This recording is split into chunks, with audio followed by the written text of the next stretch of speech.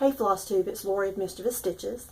I'm back again this weekend for another update to show you what I've been working on this week. I've got a frame piece, a couple of whips, and a couple questions to answer, as well as I bought a tote for, I'm calling it my going to Mary tote, but when I go on stitch trips or stitches, I've got a tote bag to carry those things in. So I'm going to jump right in.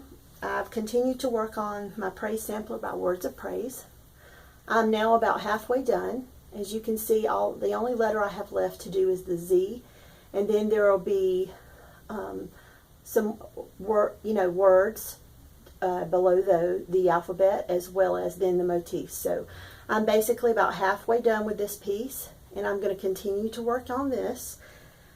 I say continue to work on this in conjunction with my Smoky Mountain Christmas. I did get a new piece of fabric yesterday, and I wanted to reach out and tell everyone who commented on the last video concerning my mishap with the fabric, and we've all been there. So thank you so much for just understanding how frustrating that could be. But I got the fabric in yesterday, and I made a small start on it last night, and I've worked a little bit this morning, not much, but this is all I've done to catch up. So it'll probably take me a few days to get where I was on the other piece, but I will get there, and I'm happy with the progress I've made over the past couple of evenings. So this is great, but this will be Smoky Mountain Christmas. It's not much of anything now, but it's Smoky Mountain Christmas. So I'm going to put that down. I had a couple of questions from my last video. Different ones wanted to know where I got the birds and, excuse me, I just dropped something. Okay, the birds and berries piece that I finished up, and it's a blackbird piece. Excuse me, I had it marked, but I just dropped the marker out of it, so bear with me while I find it again. Here it is. It is in this book, A Stitcher's Journey, Samplers, Sewing Boxes, Pincushions, and More by Barb and Alma of Blackbird Designs. I do not have any idea if this is still in print. Let me see if it's dated on the back. It is not. Let me look in the front page. I know that I took the class, and I want to say 2010. Yes, and this come out the next year. It's 2011. So this is the actual piece that I showed in my last video that I had finished, and then the pincushion. It doesn't even show the pincushion. Yes, it does. Here. That is the finished needle book and the pincushion that I showed in my last video. I did do a giveaway for that piece, that pattern, in the last video. I have not selected the winner. I will say as of today I'm going to close that. So anyone that's commented up to this point will be considered. Anyone after this point will not be considered. And on my next video I will announce the winners, but I will comment on their comments sometime today or tomorrow, the winners, so that I can get it in the mail today. And they will be actually announced on my next video, if that makes any sense. So they will be alerted prior to everyone being alerted, but I will do the random comment generator tonight for that. And back to Smoky Mountain Christmas, I didn't show the pattern, but this is the piece. And what I didn't share with you all last week when I did the video, my friends Mary and Donna and I are actually, and Natasha, are competing over who's going to finish it first. So Natasha started this some time ago, and she actually had a Facebook group where everyone was stitching this piece. And she has not finished hers because she also had a mishap. I don't think hers were... I think hers was the orientation of the pattern instead of the size. She had the right size, but she oriented it incorrectly on the fabric. So she is not much further along than we are. And with that being said, it started as she wanted it as a 2020 finish, and you know, one jab, one comment led to another, and we're actually trying to finish it before this Christmas. Yes, I know that is a lot of stitching. But I think two of us, Mary and I, are very, very competitive. And on our time and season sampler, we actually raced with that one as well. So we were in the background making like daily posts of where we were in our piece, and little friendly competition goes a long way into prompting me to stitch a little quicker. So we're going to have some fun with that. And now I know my friend Melissa is stitching it too, and so hopefully, I don't know that she's competitive, but hopefully seeing her stitch it, we can inspire her and vice versa. So there's that. I also mentioned in my last video this book, and it's Birds of the Carolinas, and it's a great little book because it has all the different birds of the Carolinas, pictures of the male and the female, where they're found, what regions they're found in, whether they're only here in the winter, and it's color photos, and there's a link to online where you, I think is it online or a video? Oh, there's CDs that you can purchase as well. But since we've been planting so much this year, and I've been seeing more and more birds, and we finally found a feeder that keeps the squirrels off of it. We're getting more birds in the backyard.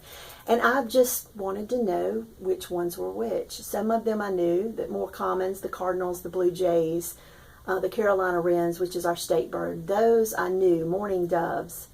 But there are many others that I didn't, so I wanted to learn which ones were which. Also, I'm going to show you my framed piece, my Faith, Hope, and Love by the Work Basket.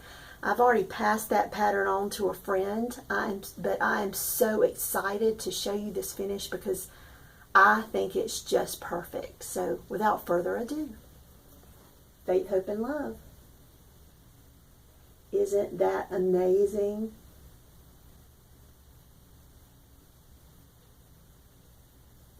I had it framed at Hobby Lobby, and I wasn't real crazy with my last framing job done there.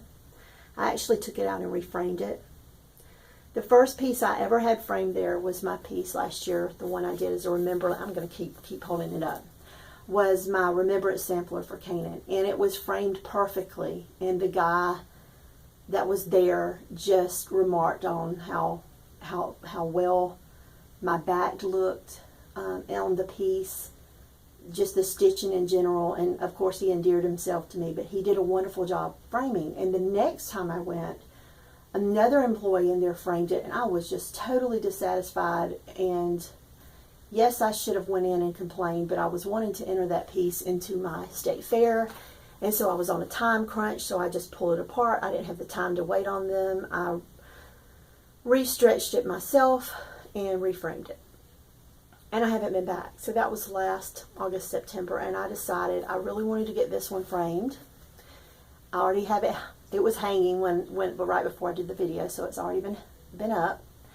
And I decided that I'm going to give them another try. But I went back to the same guy that I went to with Canaan's Remembrance Sampler, and he did this one. He's great at helping me pick the frames out. I couldn't have picked a better frame because the shapes of the motifs in the sampler are mirrored by the frame, so that was wonderful.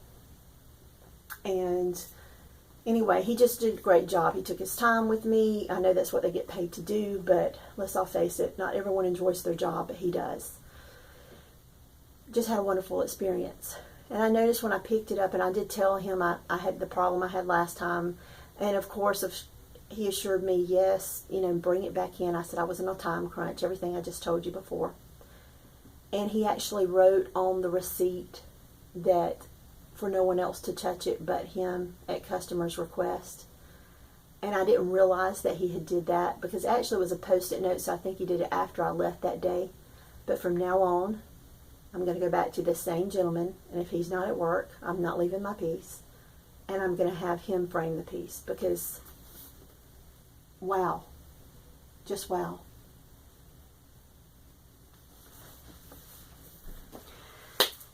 Also, I'm going to show you my new tote. Like I said, I'm calling this a Going to Mary's tote.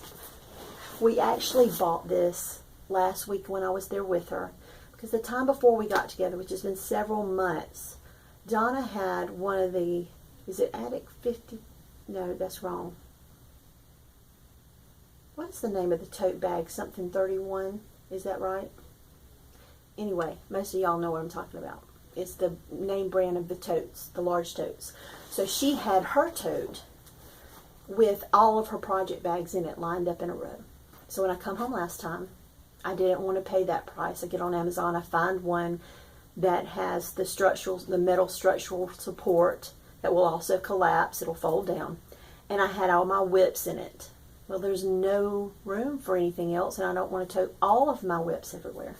So I bought another one, and this does not have, it has structural support on the bottom. Of course, the bottom is sturdy, but it has no structural support in the top portion of it, as the other tote did. It has long handles. It has pockets inside, in the sides of the fabric. So a couple are zippered and a couple aren't. You see, this is the zipper one. I'm trying to show you the pockets, and it's a zippered one. There's pockets here, here, here, here, here. So there's one all the way around. And this is just the things that I have started with Donna, Mary, and Natasha, as well as a notebook. We keep track of everything. These are whips, just from them. I think we're a little insane, but I've got lots of room for more. Not more whips, but we like to exchange things, and a lot of times they may want to see something I've finished. They may want to see a pattern that I have. We may be finishing something in the meantime that we've stitched together, and that gives me a lot of room that as we converse over the months before we get together again, I can dump it in here, whatever we're talking about, so that I won't forget it when I go to Mary's. So that's why I'm calling it the Go to Mary's bag. But I thought y'all'd like to see this, and I think it was $18.99. There were several different, of course, it's not canvas, but that plasticky fabric, I don't know what it's called, but it suits my purpose. And all my project bags that I have made, some of them I haven't, will fit nicely on their short end in here in a row. And so if you've not seen these before, if you've not considered those as carrying your pieces, maybe you should. I'll link them below. This particular one, there's many others out there, but if you follow that link, at least the suggestions will probably pop up below to show you the different kinds. There's some that cost more. There's some that cost less. There's some that, like I said, that have the structural support. Also will have metal that will fold down into the bag to make it more sturdy. But as far as I'm going to a retreat, we all know that we probably only can stitch on one piece and accomplish anything in a retreat. I rarely ever get anything done at a retreat, but I sure do like to share my things, and I like to show my different whips, and I love to see yours, and I like to see your knickknacks, your notions, the other things you brought with you. But I'm very much a bag lady, and I like to share what's in my bag, and I like for you guys to share what's in your bag with me when I'm there, because you're just going to inspire me to buy even more. So anyway, there's that too. Once again, I'm going to remind everyone about the Jungle Igloo Stitch Along that my Shell Bendy Stitchy and I are hosting. I've linked it in the previous two videos. It's a Hands Across the Sea sampler, and I need pour because I never can think of her name. I was right. Marianne Bournes. I have it kitted up. We're going to start this on October 1st. And if you post the pictures on Instagram, use the hashtag Jungle Igloo Stitch Along, or SAL. And that's all I have for y'all this week. So I hope everyone has a great stitch-filled week coming up. And until next time, bye-bye.